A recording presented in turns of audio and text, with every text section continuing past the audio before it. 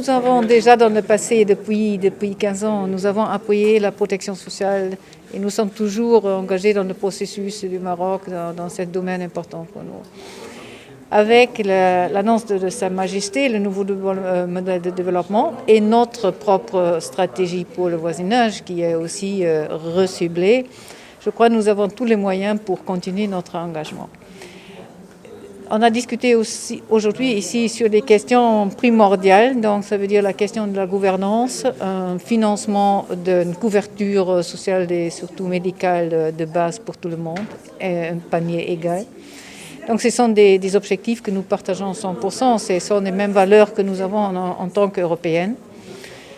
Les façons de le réaliser, ce sont certainement différents quand je regarde mes États membres, mais ici, à mon avis, on a l'avantage, le Maroc peut profiter, s'ils veulent, donc de meilleures connaissances et expertises que nous avons.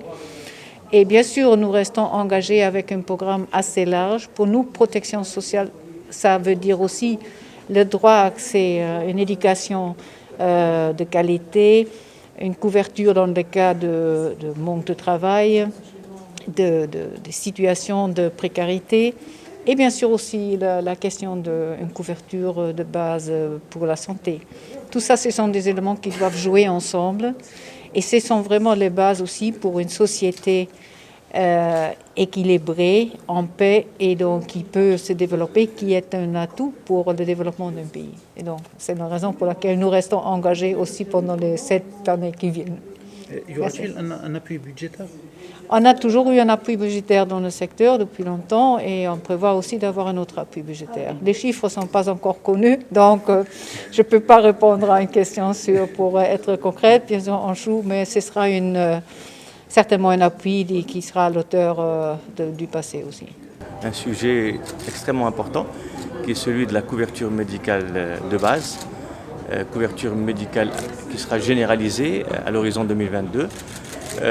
C'est un chantier royal important pour notre pays qui s'inscrit bien sûr dans le grand chantier de la généralisation de la protection sociale. Et la discussion aujourd'hui portera sur les conditions de réussite de ce chantier, particulièrement par rapport à la couverture médicale de base, et ce passage à une approche assurantielle et universelle, qui est celle d'appliquer l'assurance maladie obligatoire à toutes les catégories de la population, à toutes les Marocaines et à tous les Marocains. Les conditions de réussite sont d'ordre législatif, réglementaire, sont d'ordre financier pour assurer la pérennité du régime. Elles sont d'ordre également de gouvernance pour aller chercher quel type de structure, je dirais, pourrait accompagner ce grand chantier.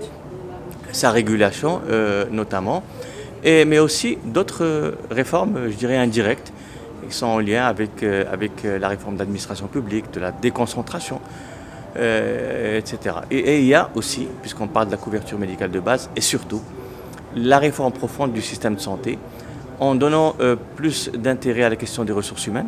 Donc aujourd'hui, nous sommes à court terme face à ce projet d'introduction à l'exercice de médecine des médecins étrangers, mais aussi il faut renforcer la formation dans les études médicales et valoriser le métier et les métiers de la santé à travers un statut particulier, sans parler bien sûr de la poursuite du renforcement, de la mise à niveau de l'offre de soins au niveau national, de manière équitable et de manière juste, et aussi réussir la transformation numérique de ce secteur qui est la santé, et arriver à un système d'information national intégré qui pourrait constituer un moyen important pour la planification de demain, pour la décision de demain en matière de santé.